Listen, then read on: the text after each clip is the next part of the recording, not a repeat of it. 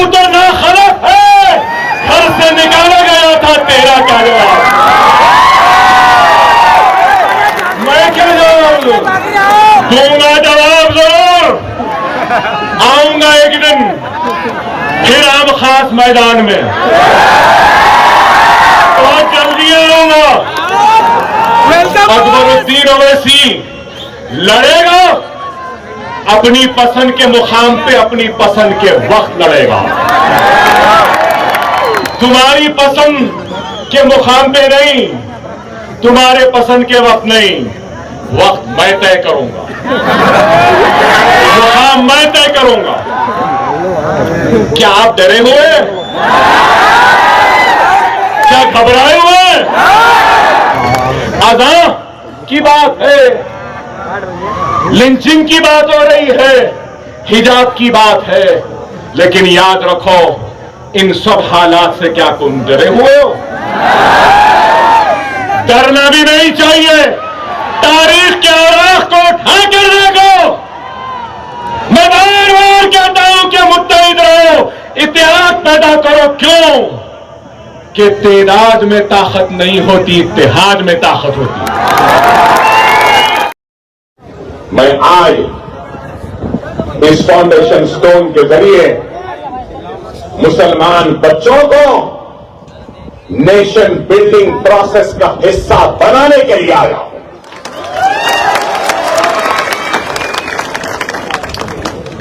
हिंदू भी आगे बढ़े, मुसलमान भी आगे बढ़े, सिख भी आगे बढ़े, ईसाई भी आगे बढ़े, पारसी भी आगे बढ़े, बुद्ध भी आगे बढ़े, जैन भी आगे बढ़े, तो तभी ये मुल्क दुनिया का सुपर पावर बनेगा। लेकिन अगर कोई अहमक, कोई दीवाना, कोई बेवकूफ अगर ये समझ रहा है कि सिर्फ किसी एक की तरक्की से ये मुल्क सुपर पावर बनेगा, तो वो दुनिया का सबसे बड़ा अहमक है। मैं कहूंगा कि सबकी तरक्की जब होगी इस मुल्क में, तो तभी मेरा मुल्क, मेरा हिंदुस्तान सुपर पावर बनेगा। ये अज़्म, ये इरादा लेकर हम आगे बढ़ रहे हैं। और आज इस बात से कोई इनकार नहीं कर सकता कि तालीम के मैदान में मुसलमान सबसे पीछे है, पिछड़ा हुआ है। लेकिन जब ये एजुकेशनल कैंपस आ रहा है, तो एजुकेशन कैंपस बेशक मुस्लिम आबादी में है, अतराफ अतराफ मुसलमान रहते हैं, लेकिन दूर से अगर कोई हिंदू भी अगर इस स्कूल में, एजुकेशनल कैंपस में पढ़ना चाहता है, तो हमारे दरवाजे उसके लिए बंद नहीं है, उसके लिए भी खुले हैं। अगर ईसाई भी आएगा तो उसके लिए भी खुले हैं, पारसी भी आएगा उसके लिए भी खुले हैं, और अगर कोई गॉड, भगवान या अल्लाह को नहीं मानने वाला भी आएगा तो उसके लिए भी खुले हैं। वो तुम्हारा दिल है जो हमारे लिए तंग है, लेकिन ये हमारा दिल है।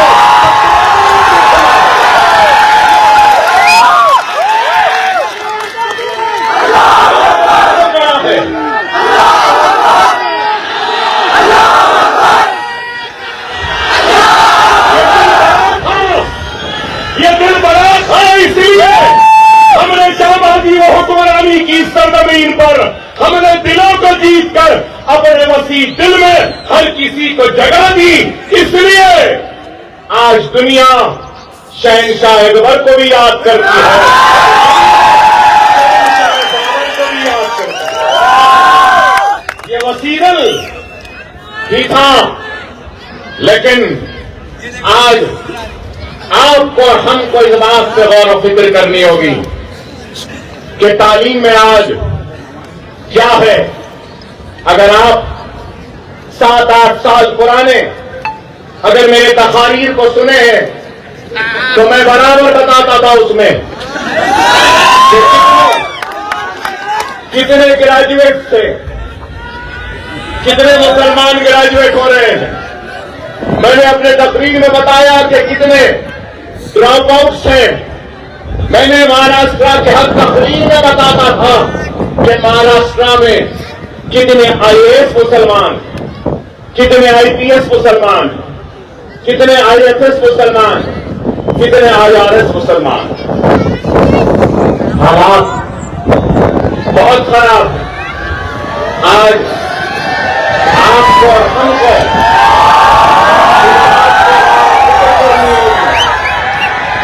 कि अगर हम हालात का मुकाबला करना चाहते हैं तो जज्बाती तकारीर, जज्बाती नारों या फिर चीखने या चिल्लाने से कुछ नहीं होगा। हम हालात का मुकाबला अगर कर सकते हैं तो याद रखो, फिल्म से कर सकते हैं, फिल्म की दौलत से कर सकते हैं, फिल्म की ताकत से कर सकते हैं। तो दूसरा, अगर हम इन हालात का मुकाबला कर सकते हैं तो सिर्फ और सिर्फ अपने इत्तेहाद के जरिए इन हालात का मुकाबला कर सकते हैं। अगर आज हम देखते हैं All India Survey of Higher Education 2019 and 20 की रिपोर्ट को अगर हम देखते हैं तो टोटल मुस्लिम स्टूडेंट्स, जुमला मुसलमान बच्चे जो हायर एजुकेशन में सारे हिंदुस्तान में जिनका एनरोलमेंट हुआ है, उनका फीसद कितना है? 5.5%। ओनली 5.5%। और हमारी आबादी क्या है? इस मुल्क में हमारी आबादी क्या है? क्या आबादी के हिसाब से हमारा एनरोलमेंट है? नहीं है। और अगर हम टोटल स्टूडेंट हायर एजुकेशन में 2019 और 20 में महाराष्ट्र में जिनका एनरोलमेंट हुआ है, उनकी तादाद देखते हैं तो 42,65,472। 42,65,475 टोटल एनरोलमेंट हायर एजुकेशन में स्टूडेंट्स का। उसमें मुसलमानों का शेयर कितना है? गौर से सुनो मेरे भाई, मैं जानता हूं आप क्या सुनने आए हैं। आप जो सुनना चाहते हैं वो भी सुनाऊंगा, लेकिन पहले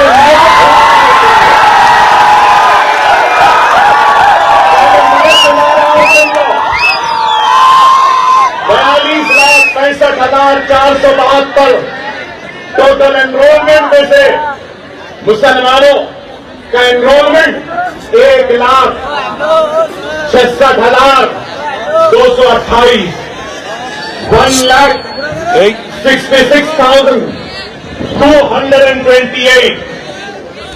आप गौर करो, अगर हम टोटल एनरोलमेंट में मुसलमानों के एनरोलमेंट का अगर हम परसेंटेज निकालते हैं तो क्या परसेंटेज है हमारा, बताइए। Higher education in year 19 and 20 अगर हम जिस रियासत से मैं आया हूं, जहां से मैं आया हूं, अगर वहां देखते हैं तो 19 और 20 में 13,89,603 स्टूडेंट्स का एनरोलमेंट हुआ था, जिसमें से 1,21,918 मुसलमान थे। अगर हम महाराष्ट्र का अगर मुस्लिम स्टूडेंट हायर एजुकेशन का परसेंटेज देखते हैं तो आप सबको भी सुन के हैरत होगी कि वो परसेंटेज है 3.89% ओनली 3.89%। क्या बात है, हमारा एनरोलमेंट इतना कम है। ग्रेजुएट्स कितने हैं? करीब सिर्फ 4% मुसलमान ग्रेजुएट होता है महाराष्ट्र में। क्यों? मैं जानना चाहता हूं, पूछना चाहता हूं। आज ग्रेजुएशन का लेवल भी हमारा कम है। और फिर अगर हम टीचर्स, टोटल टीचर्स का अगर सर्वे लेते हैं महाराष्ट्र में हायर एजुकेशन इंस्टीट्यूट अगर है तो 1,63,132, जिसमें से 8,143 मुसलमान हैं। टीचर्स को अगर हम लेते तो टीचर्स का भी परसेंटेज अगर देखें तो 4.99% है। आप गौर करिए। और अगर हम तेलंगाना में देखते हैं तो करीब 9% है वहां पर हायर एजुकेशन में एनरोलमेंट। और अगर हम यहां देखते हैं तो यहां पे एनरोलमेंट 3.8% है। तो आप गौर करिए कि क्या हाल है। उर्दू स्कूल्स का हाल क्या है वो भी आपके सामने बयान करूंगा। सारे हिंदुस्तान में सबसे ज्यादा उर्दू स्कूल अगर कहीं है या बच्चे हैं तो अल्हम्दुलिल्लाह वो महाराष्ट्र में। लेकिन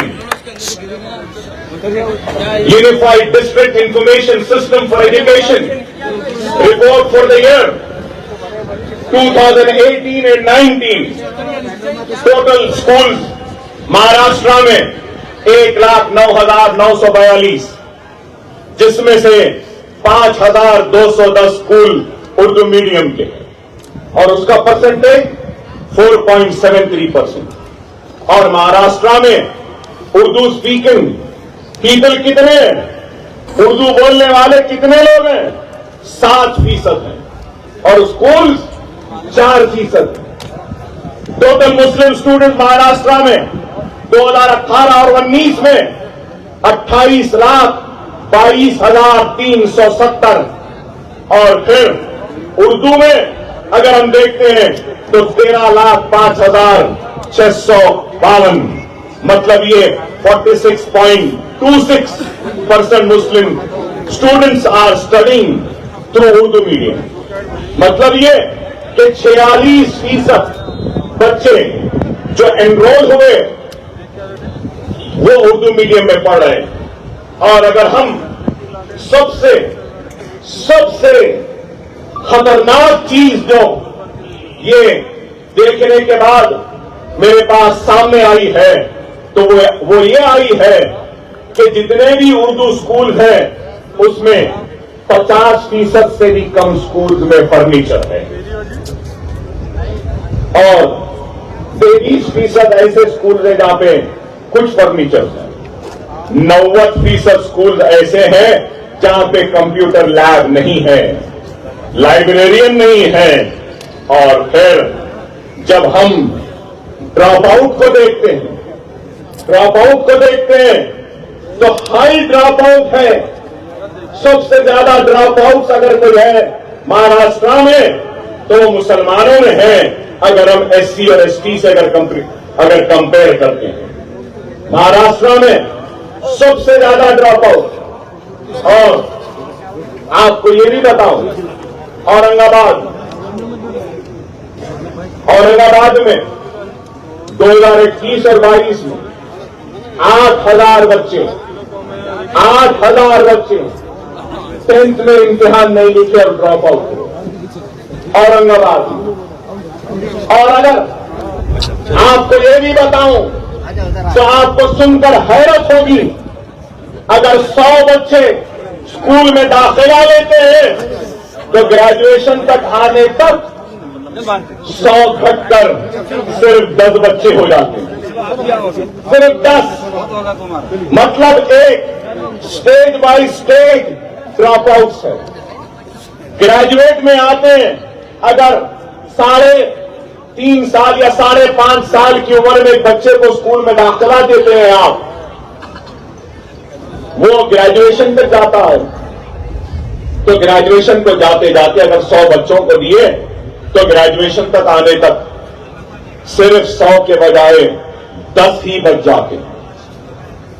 और फिर ग्रेजुएशन का लेवल कितना है? 4%। प्रोफेशनल कोर्सेज, डॉक्टर्स, इंजीनियर्स कितने हैं? Less than 1%। IAS, IPS क्या है? वो भी परसेंटेज आपका पूरा गिरा हुआ है। मेरे पास बहुत से आधार शुमार लेकर आया। लेकिन ये बातें बताना जरूरी है, इसलिए जरूरी है कि लोग समझेंगे कि अकबरुद्दीन ओवैसी आज ये स्कूल, ये एजुकेशनल कैंपस का फाउंडेशन स्टोन रखा है तो सियासी मकसद के लिए रखा है। मैं बताना चाहता हूं उनको, इसके पीछे कोई सियासत नहीं है। अकबरुद्दीन ओवैसी जिंदगी में सब कुछ सीखा, अगर कोई चीज नहीं सीखा तो सियासत करना नहीं सीखा।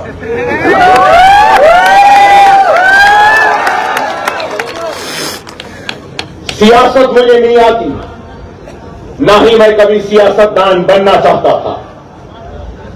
मेरी कोई ख्वाहिश नहीं थी एमएलए बनने की, और आज भी नहीं है, ना कल रहेगी। वो और होंगे जिनको एमएलए एमपी बनने की ख्वाहिश है, मिनिस्टर बनने की ख्वाहिश है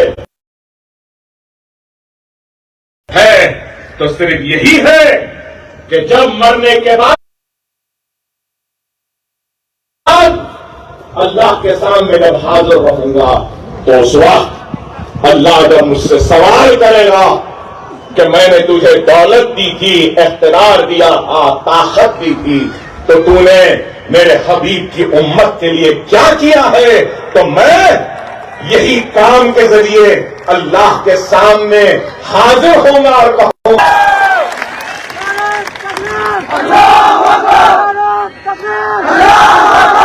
मैं कभी भी न शोहरत के पीछे भागा हूं, न कभी भी दौलत के पीछे भागा हूं, न कभी इख्तियार के पीछे भागा हूं। मुझे दुनिया में किसी का खौफ नहीं है, किसी से डरता है, घबराता नहीं हो। सिर्फ डरता हो तो मेरे पाक परवरदिगार अल्लाह से डरता हो।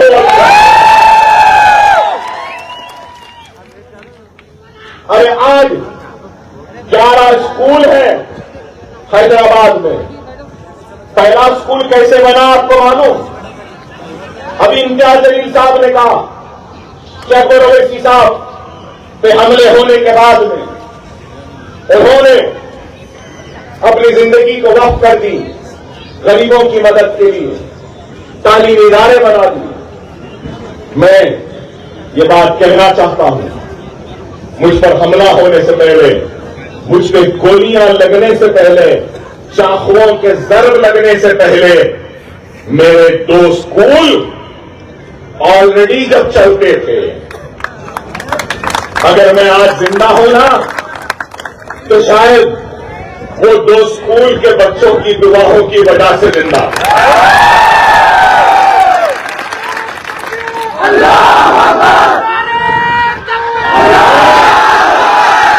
अपने पहले इलेक्शन की तकरीर में कहा था, मैंने अपने पहले इलेक्शन की तकरीर में कहा था कि अकबरुद्दीन ओवैसी इंतखाब लड़ रहा है तो एमएलए बनने के लिए नहीं, जब मैं मुंतखब हो जाऊंगा तो मैं मासूम बच्चों के खानों पे बस्ता और किताबों का बोझ देना चाहता हूं और इनके मासूम उंगलियों में कलम थमाना चाहता हूं। इस नीयत से इलेक्शन लड़ा और अल्लाह और उसके रसूल की कसम, मैंने अपने रहने के लिए घर बाद में बनाया। एमएलए बनने के बाद मेरी जो तनख्वाह थी 99 में, जो भी तनख्वाह थी हर महीने की बचाता था। हर महीने मीटिंग होती तो जाता था, क्योंकि मीटिंग में भी हमको सिटिंग फीस मिलती है। फिर दूर मीटिंग रहती, विशाखापट्टनम दूर, जब आंध्र प्रदेश था तो दूर भी जाता था। प्लेन का टिकट लेते थे तो कहता था नहीं, वो प्लेन के टिकट के पैसे दे दो, मैं गाड़ी में या बस में चला जाऊंगा, और वैसा जाता था। 1 साल नहीं, 2 साल नहीं, 3 साल नहीं, 4 साल तक मैंने अपनी एमएलए की तनख्वाह को हाथ नहीं लगाया और उसके बाद 50 लाख रुपए जमा हुए तो उन 50 लाख रुपयों से एक टूटा फुट्टा छोटा मोटा स्कूल तामीर किया। लोग बोलते थे स्कूल बनाएगा, कैसा बनाएगा? अरे अगर नीयत है ना तो अल्लाह रात से मदद करता है। इस बात पर याद रखो। या देखो, मजलिस के कायदीन से कहूंगा कि तुम भी नीयत कर लो, फिर देखो अल्लाह रात से तुम्हारी मदद करेगा। अल्लाह का वादा है, अल्लाह का वादा है, भूखा उठाऊंगा जरूर लेकिन भूखा सुलाऊंगा नहीं। अल्लाह एक ईमानदार को भी रोटी देता है तो एक बेईमान को भी दिन के आखिर में रोटी देता है। एक चोर को भी रोटी मिलती है, उसकी नीयत चोरी की है इसलिए चोरी की रोटी मिलती है, उसकी नीयत ईमानदारी की है इसलिए ईमानदारी की रोटी। अरे नीयत करो। मेरे पास कुछ नहीं था, हर नमाज में अल्लाह गवाह है, सजदे में गिरकर अश्कों को बहाता था और दुआ करता था कि अल्लाह मेरे दुश्मन बहुत है, मुझे तू इतनी हयात दे दे कि मैं अपना वादा पूरा कर सकूं, एक स्कूल बना के दुनिया से रोक सकूंगा। और आज भी अगर औरंगाबाद को आया हो ये स्कूल बनाने के लिए, हाँ नीयत है, जेब में पूरा पैसा नहीं है, अल्लाह उसके रसूल की कसम नहीं है, लेकिन मुझे अल्लाह की जात पे कामिल भरोसा है, जैसा 11 मदरसे बने वैसे ये भी बन जाएगा, ये भी बन जाएगा। होना चाहिए, इरादा होना चाहिए, नीयत होनी चाहिए, इखलास होना चाहिए, खुलूस होना चाहिए। अगर नीयत है, इखलास है, खुलूस है तो अल्लाह गैब से रास्ते बनाता है। अरे देखने वालों, देखो कभी आकर या मीडिया वाले अपने कैमराओं को खोलकर अकबर ओवैसी ऐसी भाषण दिया, भड़काऊ भाषण दिया, अरे आपसे कहूंगा कभी अपने कैमरों का रुख मेरे मदरसों की तरफ भी ले जाओ। आओ, मेरा दिल बड़ा है तुम्हारे बच्चों को भी पढ़ाने के लिए। कभी देखो तो सही, क्योंकि वो तुम्हारी ख्वाहिश होगी कि तुम्हारी औलाद तुम्हारे बाद भी इस कैमरे को पकड़े, मगर मेरी ख्वाहिश है कि तुम्हारी औलाद भी एक कैमरा पकड़े, स्टेथोस्कोप पकड़े, इंजीनियर बने, डॉक्टर बने।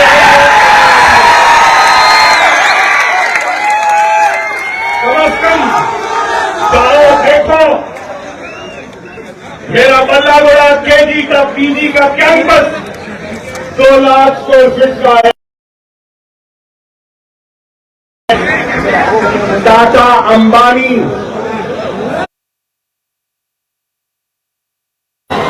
या फिर कोई बड़ा सरमाएदार भी ऐसा स्कूल नहीं बनाया होगा जो सरकार मदीना का ये गुलाम इतना बेहतरीन मदरसा बनाया है। देखो आप जाकर, देखने वाले कहते हैं क्या ये इंग्लैंड का स्कूल है, क्या यूनिवर्सिटी डाल दिए, शतरंजी बिछा दिए? नहीं, मेरा गरीब का बच्चा अंबानी के बच्चा ऐसे स्कूल में नहीं पढ़ा होगा जैसा मेरे गरीब का। दुनिया को बताना चाहता हूं मैं वही हूं, मैं उन्हीं का जानशीन हूं जिन्होंने इस मुल्क को ताज की खूबसूरती दी थी, बुलंदी दी। मैं अपने जानशीनों को शर्मिंदा पैदा नहीं करना चाहता, ऐसा वैसा स्कूल बनाकर मैं अपने आबा अजदाद को शर्मिंदा करना नहीं चाहता। ऐरा गैरा स्कूल बनाकर ताज की खूबसूरती के बराबर का स्कूल बनेगा, बन रहा है। कितने मंजिला इमारत है मालूम आपको? 11 मंजिला इमारत है। अब इंशाल्लाह इरादा है एक 24 मंजिला भी बनाए। ऐसे नहीं है, यहां नहीं है। अल्लाह का काम बाबा अल्लाह कराता है, बंदे नहीं करते। अल्लाह का काम अल्लाह खुद करता है। हम अल्लाह के मोहताज हैं, अल्लाह हमारा मोहताज है। अल्लाह का काम किसी के लिए रुकने वाला है, खुदा रब समझे। और लोग समझते हैं कि स्कूल चल रहे हैं, इंडिया गरीब साहब भी वही समझे कि आपके दवाखाने ये स्कूल एक ही से। आप पता है क्या गरीब साहब, मंजलिस साहब की जमात है और मंजलिस के दवाखाने हैं, मंजलिस का मेडिकल कॉलेज है, मंजलिस का इंजीनियरिंग कॉलेज है, मंजलिस का एमबीए कॉलेज है, मंजलिस का एमसीए कॉलेज है, मंजलिस का नर्सिंग कॉलेज है, मंजलिस का फिजियोथेरेपी कॉलेज है, मंजलिस का ओवैसी हॉस्पिटल है, मंजलिस का असरा हॉस्पिटल है, मंजलिस का दारुस्सलाम है, मंजलिस का है। लेकिन ये स्कूल मंजलिस का नहीं, ये अकबरुद्दीन ओवैसी का अपना है।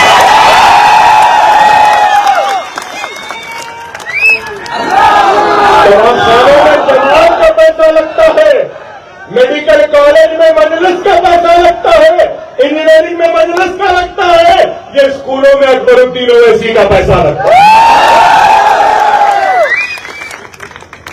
ये बताना चाहता, मजलिस का ट्रस्ट दारुस्सलाम एजुकेशनल ट्रस्ट है, मेरा ट्रस्ट खिलाफ है, जिसने हैदराबाद के मुसलमानों को बेदार किया, मुत्तहिद किया, मुनज़्ज़म किया और हिंदुस्तान की आवाम को नकीब मिल्लत जैसा बेटा दिया। मेरी मुराद सालारी मिल्लत सुल्तान सलाहुद्दीन ओवैसी से। ये मेरा ट्रस्ट मेरे वालिद के मजलिस की वजह से ही है, आपकी दुआओं की वजह से है, हैदराबाद की आवाम की दुआओं की वजह से। ये बात इसलिए कह रहा हूं कि कई लोग समझते हैं कि किधर से करेंगे, अरे मुझे घर बनाना है, मेरे बच्चे को पढ़ाना है। अरे नहीं मेरे भाई, नीयत होगी, इरादा होगा तो अल्लाह खुद वसाइल बना देगा। इस बात को समझो। मेरी जिंदगी में कई मौजूदात हुए, कई मौजूदात हुए। 3 गोलियां ये हाथ पर कुल्हाड़ियों से 70 से मारे, पेट में अदालत से बाइज्जत बरी हुई।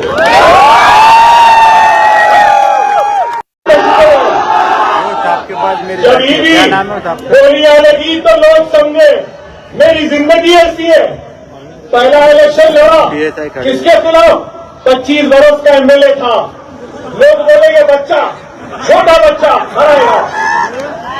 जब भी मौजूदा हुआ 25 बरस का आदमी ढेर हो गया, 25 बरस का बच्चा निकल गया। गोलियां लगे तो लोग बोले गया मर गया। इस बात को याद रखो।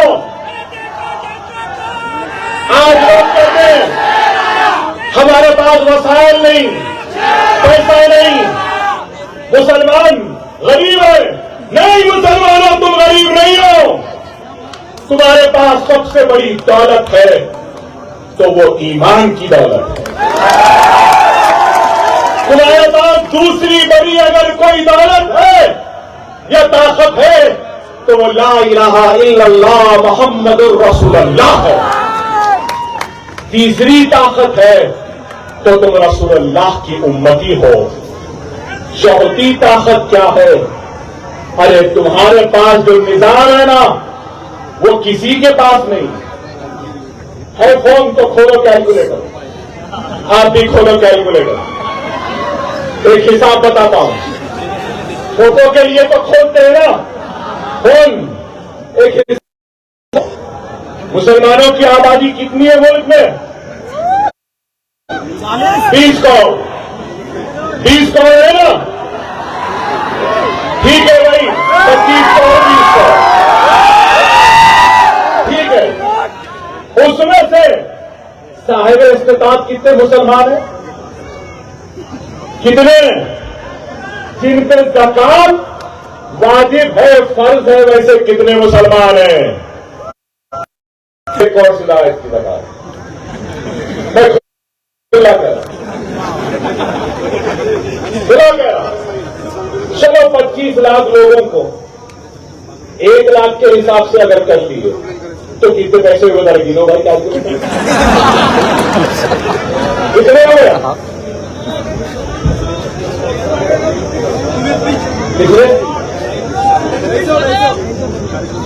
250 करोड़, 2500 करोड़। अरे भाई, मेरा हिसाब जो मैंने किया है ना, कम से कम 7,000, ज्यादा से ज्यादा 40,000 करोड़ मुसलमान ज़कात निकालता है, फिर भी कहते हो कि तुम गरीब हो। अफसोस देने वाले देखकर नहीं देते कि ये ज़कात का मुस्तहक है या नहीं।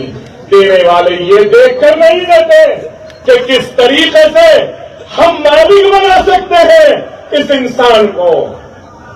अरे ले लो ना, यहां इतने लोग हैं, सबके पास सेलफोन है, किसी का फोन 4,000 5,000 से तो कम नहीं है ना? इंटरनेट भी है ना? देखते भी ना? फोन का बिल भी आता है ना? फिर भी गरीब हो। चाय पीते ना लोग, और सिगरेट भी पीते होंगे, बाद शीशा भी पीते हैं। अरे बाबा, आपके रोजमर्रा के शौक में शाहरुख खान का फिल्म भी देखते हैं, सलमान का फिल्म भी देखते हैं, चाय भी पीते हैं। अरे रोजाना अगर यहां ठहरे लोग अपने रोजाना के खर्चे में से अगर 1 रुपया निकाल देंगे, कितना मजमा है? खरीद रेट कितना है मजमा? 25,000 का मजमा, 20-25,000। चले 20,000 ही ले लेते। चलो, अगर यहां से हर उठने वाला शख्स अगर ये तय कर ले कि मैं रोजाना अपने खर्चे में से 1 रुपया निकालूंगा, तो कितने पैसे बन गए भाई दिन को? 20,000 महीने को, 6 लाख साल को, 72 लाख। और करो, इस शहर में खुद तुम अपने बलबूते पर 1 नहीं 10 ऐसे इमारतें बना सकते बोला नहीं? अरे यही है। अरे आज मुझे मेरे बचपन की एक नज़्म याद आती आज के हालात पर। मैं जानता हूं आप क्या सुनना चाहते हैं, मगर आप जो भी सुनना चाहते हैं ना, उनके लिए कहूंगा। मैं जानता हूं आप चाय के बारे में सुनना चाहते हैं,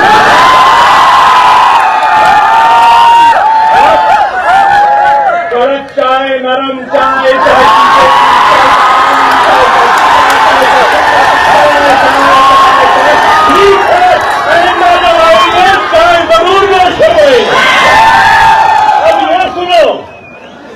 अब ये सुनो क्या लिखने वाली हाली की नजर में मौजूदा हालात में क्या जबरदस्त जुस्ती है। सुनो, अगर कौम की खिदमत करता है एहसान तू किस पर करता है? अगर कौम की खिदमत करता है एहसान तो किस पर करता है? क्यों गैरों का दम भरता है? क्यों खौफ के मारे मरता है? उड़बान कमर क्या डरता है, फिर देख खुदा क्या करता है। जो उम्र मुफ्त में गुजरेगी वो आखिर को पछताएगा, कुछ बैठे हाथ ना आएगा। जो ढूंढेगा वो पाएगा, तू कब तक देर लगाए, ये वक्त भी आखिर जाएगा। उड़बान कमर क्या डरता है, फिर देख खुदा क्या करता है। ये दुनिया आखिर फानी है और जान भी एक दिन। ये दुनिया आखिर फानी है और जान भी एक दिन जानी है। फिर तुझको क्यों है कर डाल जो दिल में ठानी है। जब हिम्मत की ज्वलानी है तो पत्थर भी फिर पानी है। उड़बान कमर क्या डरता है, फिर देख खुदा क्या करता है।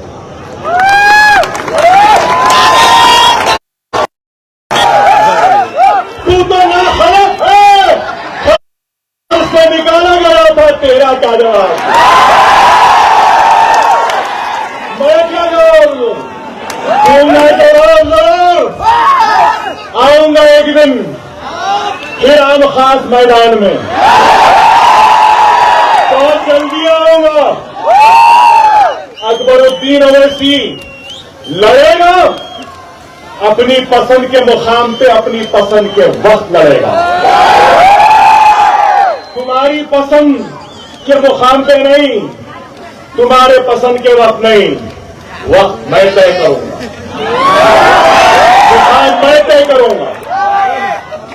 क्या आप डरे हुए, क्या घबराए हुए? यही बात है, आपने कुछ नहीं कहा। अरे आज इस मुल्क में नफरत की बातें की जा रही है, लेकिन अकबरुद्दीन अवैसी नफरत का जवाब नफरत से नहीं मोहब्बत से देगा। अज़ाब की बात है, लिंचिंग की बात हो रही है, हिजाब की बात है, लेकिन याद रखो इन सब हालात से क्या तुम डरे हो? करो क्यों कि तादाद में ताकत नहीं होती, इत्तेहाद में ताकत होती। 313 थे, इत्तेहाद था। 40 थे तो इत्तेहाद था। 30 थे तो इत्तेहाद था। बैतुल मुक़द्दस को सलाहुद्दीन अय्यूबी ने हासिल किया तो ज्यादा थी। बगदाद में लाशें सड़ती थी तो सड़ी हुई लाशों की बाद में अल्लाह गवाह है, सजदे में गिरकर अश्कों को बहाता था और दुआ करता था कि अल्लाह मेरे दुश्मन बहुत है, मुझे तू इतनी हयात दे दे कि मैं अपना वादा पूरा कर सकूं, एक स्कूल बना के इस दुनिया से रुखसत हो जाए। और आज भी अगर औरंगाबाद को आया हो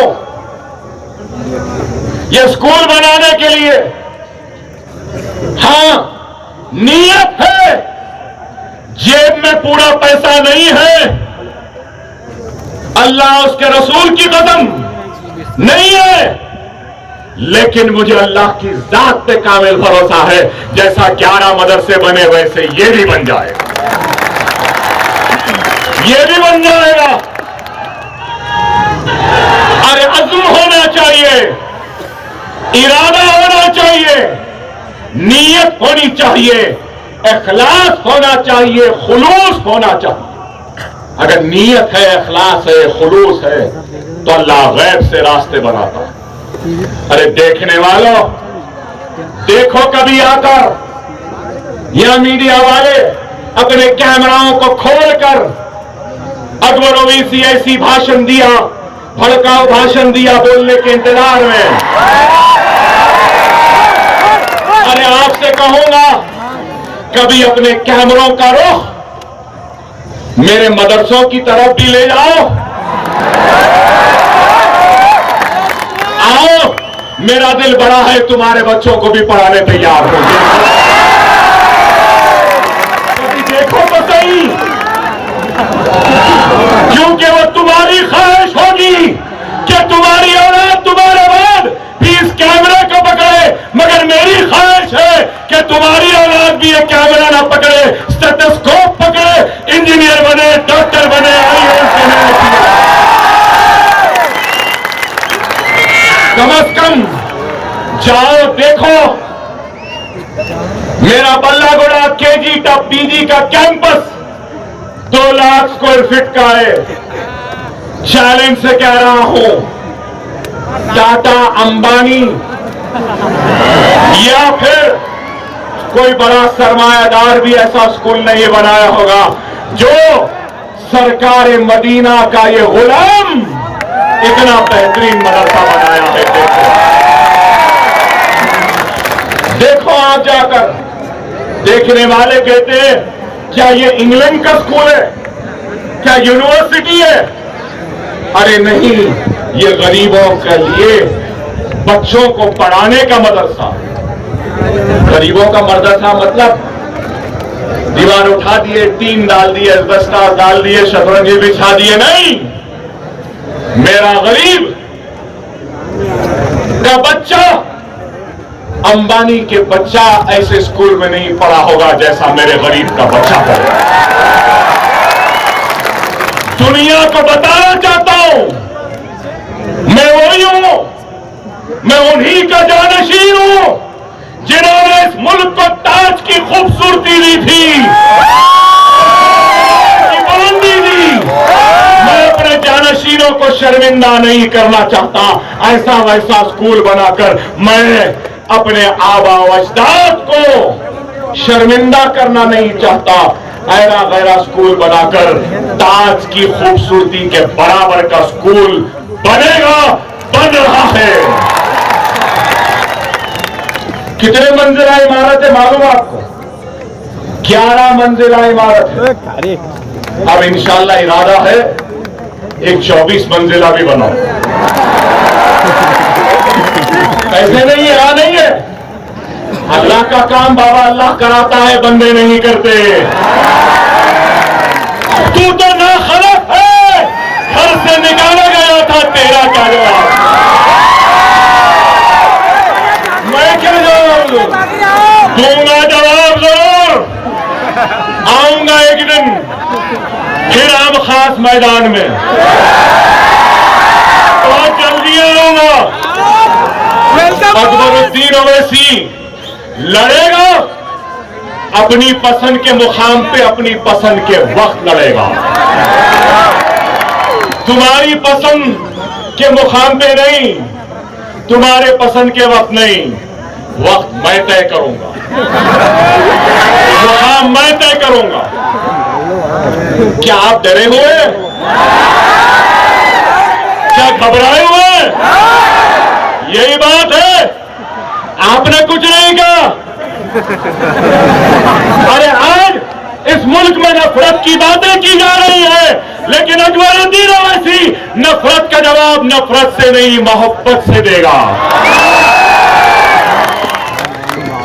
अज़ां की बात है, लिंचिंग की बात हो रही है, हिजाब की बात है, लेकिन याद रखो इन सब हालात से क्या तुम डरे हुए हो? डरना भी नहीं चाहिए। तारीख के औराख को उठा कर देखो। मैं बार बार कहता हूं कि मुत्तहिद रहो, इत्तेहाद पैदा करो। क्यों? कि तादाद में ताकत नहीं होती, इत्तेहाद में ताकत होती। 313 थे, इत्तेहाद था। 40 थे तो इत्तेहाद था। 30 थे तो इत्तेहाद था। बैतुल मुक़द्दस को सलाहुद्दीन अय्यूबी ने हासिल किया तो इत्तेहाद था ना? जब क्या आप डरेंगे, घबराएंगे, मायूस होंगे? कभी नहीं होना। मायूसी कुफ्र की निशानी है। तुम्हारा अल्लाह तुम्हारे साथ है। अगर ऐसा वक्त आएगा तो बेफिक्र रहो। मरने वालों की फेहरिस्त में सबसे पहले अकबरुद्दीन ओवैसी होगा, जो अल्लाह, उसके रसूल और अल्लाह की किताब कुरान के लिए अपनी जान की बाजी लगाए। मजलिस आवाम की लाशों पर खड़ा रहकर खयानत करने वाली जमात का नाम नहीं है। शेरों का काम खामोश चला जाना है। बस भोगने दो, जरूरत नहीं है। वक्त और हालात की नजाकत को समझो। उनके जाल में फंसना नहीं, वो जाल बुन रहे हैं, तुमको फंसाना चाहते हैं, तुम फंसना नहीं, खामोश रहो। जो बोलता है बोलने दो, मुस्कुराओ और चले जाओ। अब जैसा मैं मुस्कुरा के जा रहा हूं, कितनी तकलीफ है इनको मारो। अरे कुछ भी नहीं बोला, अरे टीआरपी नहीं मिलती, कुछ भी नहीं बोला, अरे व्यूअरशिप नहीं मिलेगी, कुछ भी नहीं बोला। ये मेरा अंदाज है हंसने का। ये ऐसा अंदाज लगाओ, क्या डर गए हो, क्या परेशान हो, क्या तुम खैफ हो? नहीं तो जोरदार नारा लगाओ, नारे तकबीर, नारे तकबीर, नारे तकबीर, नारे तकबीर। हिंदुस्तान, हिंदुस्तान, हिंदुस्तान। अल्हम्दुलिल्लाह, ये मुल्क जितना उनका है उतना मेरा भी है। ना तुम्हारी जागीर ना मेरी जागीर, ये मुल्क हम सब का है। हम सब मोहब्बत के साथ रहेंगे और इस मुल्क को आगे बढ़ाएंगे। वाखिर दान अल्हम्दुलिल्लाह रब्बिल आलमीन।